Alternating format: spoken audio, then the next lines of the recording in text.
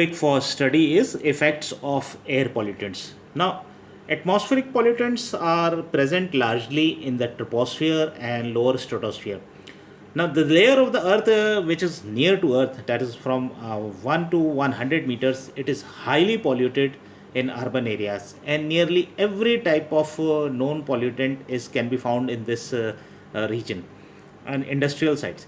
Now, the next layer, that is from 100 to 2000 meters, it contains pollutants which are mixed by the air currents, and part of which is washed out by rain or fog. The third layer, extending above 2000 meters up to tropopause, contains mainly water vapors and clouds. Some pollutants gets dissolved or turns into nuclei in the water droplets. Subsequently, they get eliminated as rain, or they are discharged again into the air on evaporation of water. The lower stratosphere contains low concentration of pollutants, dust by direct injection from volcanic eruptions, nuclear explosions, and also the products of photochemical reactions. The adverse reactions or adverse effects of air pollutants may be divided into two classes. The first is known as the acute effects. These effects show themselves immediately upon a very short term exposure to air pollutants at high concentrations. The second type of effects are known as chronic effects, and these effects result from continued exposure to low concentrations of pollutants under unfavorable conditions.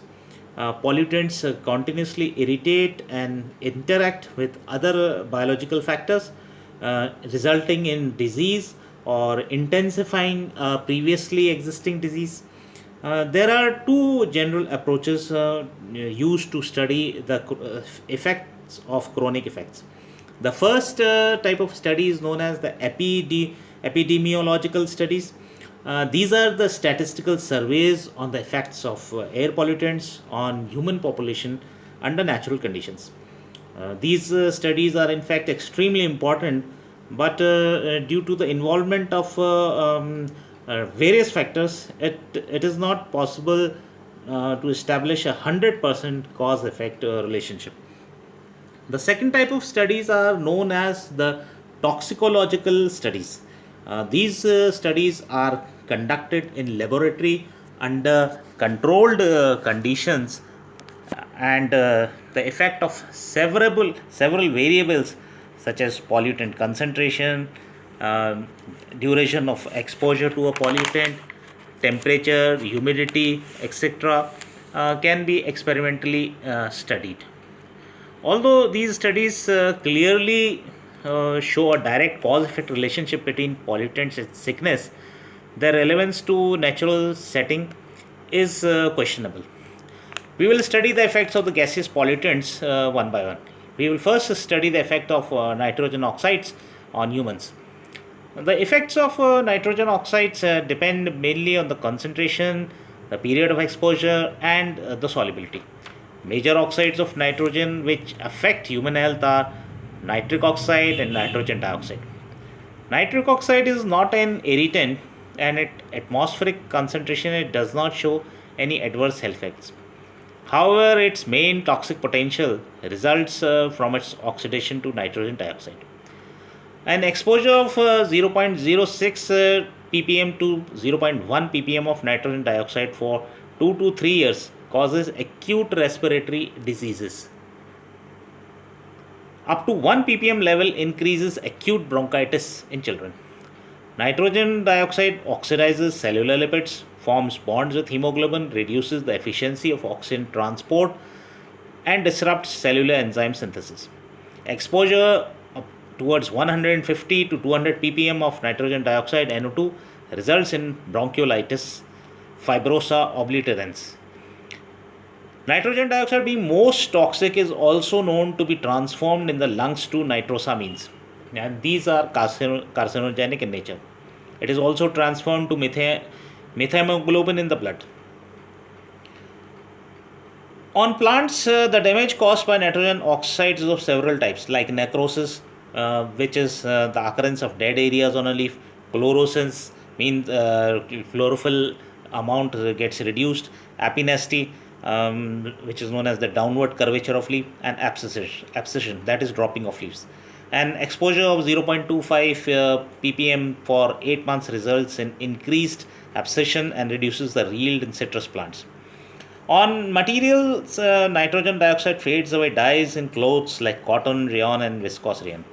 Nitrogen dioxide produces aerosols which damage the nylon fibers.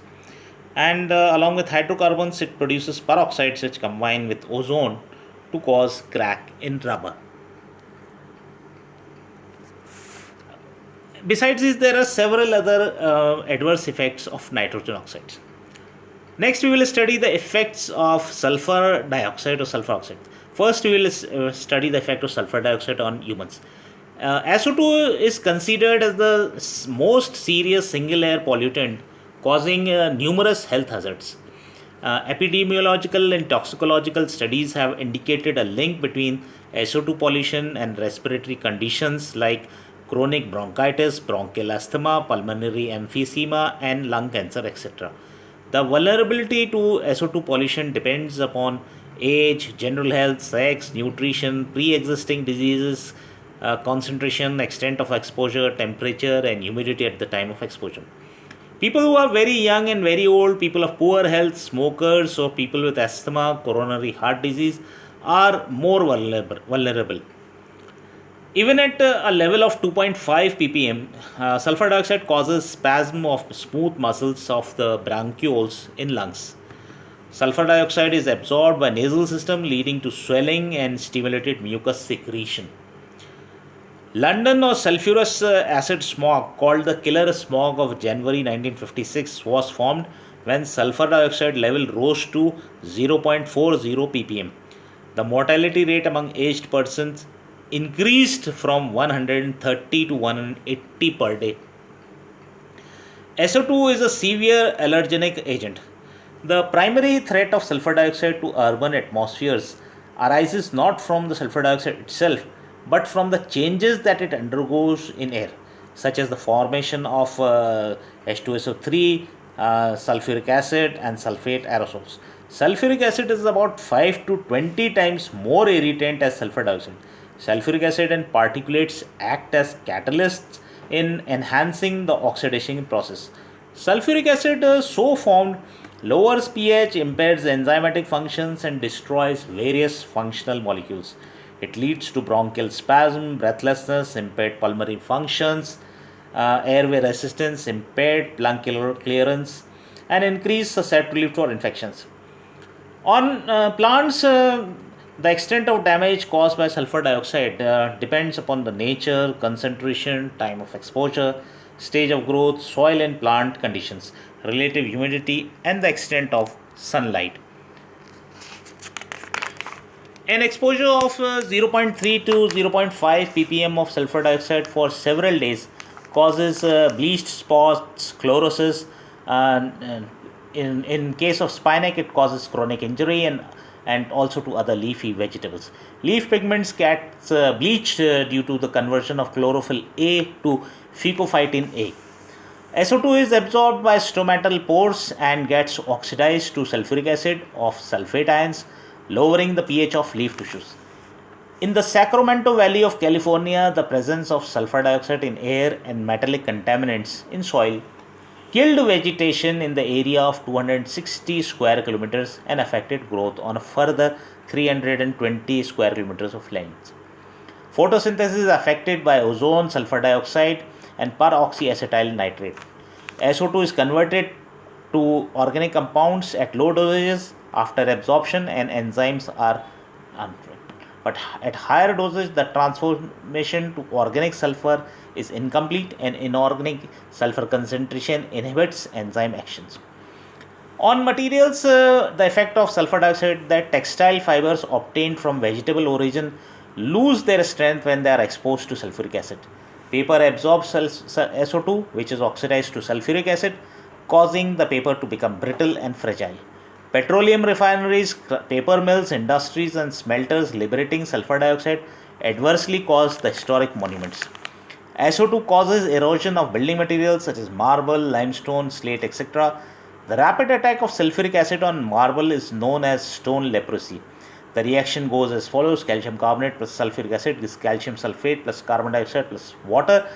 Calcium carbonate reacts with sulfur dioxide plus half oxygen gives calcium sulfate plus carbon dioxide. The calcium sulfate so formed on the surface of the masonry is twice as bulky as calcium carbonate, which looks leprous or diseased. Long exposure to sulfur dioxide increases the drying and hardening time of paints.